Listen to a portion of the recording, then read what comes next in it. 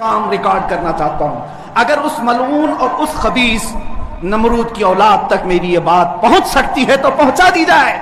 تم نے بہت بھونک لیا اپنی مندر میں بیٹھ کر کے, تم پریس کلب آف انڈیا میں بیٹھ کر کے بہت بھونک لیے, کتے آپس میں اپنی گلی میں بہت بھونکتے ہیں. میرے اس میسج کو اس ملعون تک پہنچا دیں. اگر ذرا برابر بھی دم خم ہے تمہارے اندر, تمہاری ماں نے اگر دودھ پلایا ہے تم کو, تو اب میں مناظرے کا چیلنج نہیں دے رہا ہوں, ڈیبیٹ بھی نہیں کروں گا, بات چیت بھی نہیں کروں گا. آؤ میں اعلان کرتا ہوں, 8 دن کے اندر تم دلی پہنچو, کسی میدان میں پہنچو, اپنی ساری مقدس کتابیں لے کر کے آؤ. انشاءاللہ العزیز یہ فقیر قرآن پاک لے کر حاضر ہوگا. ہم آئیں گے, تم اپنے سارے گرو گھنٹالوں کو لے کر جمع ہو جاؤ.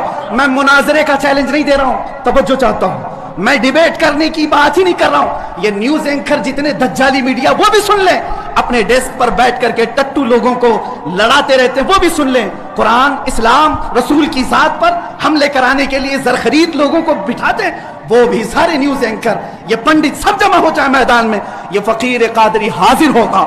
ایک بڑی آگ جلائی جائے, آگ لگائی جائے. میں اس سے کہتا ہوں میں بھی آگ میں داخل ہوں گا, تو بھی آگ میں داخل ہو جا.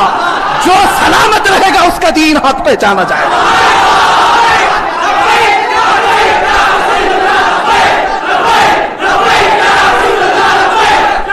بہت ہو گیا ہے مسلمانوں, بہت ہو گیا احتجاج, بہت ہو گئے پروٹیسٹ, بہت ہو گئے ان سے مطالبے کرنا کہ اس کو گرفتار کرو, اس کا اثر چاہیے. آؤ آج آر پار کی بات کر لیتے ہیں. زمانہ گزر گیا, 800 سال ہو گئے. سرکار غریب نواز کو بھی یہی چیلنج کیا گیا تھا. معین الدین حسن چشتی نے ہند میں یہ بتایا تھا کہ جو نبی کا غلام ہوگا وہ آگ میں بھی کود جائے گا. انشاءاللہ العظیم میں گنہگار ضرور ہوں, میرے اخلاق برے ضرور ہیں, لیکن جب بات میرے مذہب کی آئے گی, قرآن کی آئے گی, نام مصطفیٰ کی آئے گی, میں برسر اعلان آج پھر کہتا ہوں, آؤ تم سارے پنڈت مل کر کے آؤ, آگ لگائی جائے. تم سب پوری دنیا کو دکھانا میں بھی آگ میں داخل ہوں گا, تم بھی آگ میں آ جانا. دیکھتے ہیں کس کے جسم کو آگ جلاتی ہے. اگر میں سلامت رہا تو میرے دین کی بات ہوگی, اور انشاءاللہ العزیز مجھے یقین کامل ہے کہ اگر آگ پر بھی کسی کا حکم ہوتا ہے تو صرف میرے رب ذوالجلال کا ہے, میرے رب ذوالجلال کا ہے. بس اسی بات پر میں اپنی گفتگو کو ختم کرتا ہوں. اب احتجاج نہیں, اب پروٹیسٹ نہیں, سیدھے آر پار کی بات, میری یہ بات پہنچا دی جائے. اگر جواب آ جائے تو دیکھ لینا مسلمانوں, مجھے یہ یقین ہے کہ اس کا کوئی جواب نہیں آئے گا, اس کا جواب نہیں آئے گا. ہجڑوں کے پاس اس طرح کی کوئی بات کا جواب نہیں ہوتا. ان کی ماؤں نے اتنا دودھ ہی نہیں پلایا. یہ زرخرید اپنے علاقے میں بیٹھ کر کے بھونک تو سکتے ہیں, لیکن آؤ مباہلے کی میں دعوت دے رہا ہوں, مباہلے کی دعوت. قرآن نے بھی میرے مصطفیٰ کو مباہلہ کرنے کا حکم دیا تھا.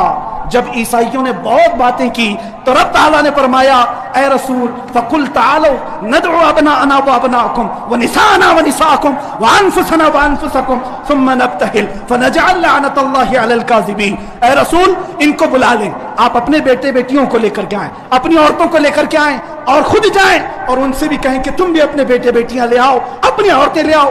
بیٹھیں گے میدان میں, اللہ سے دعا کریں گے کہ جو جھوٹا ہے اس پر لعنت بھیج.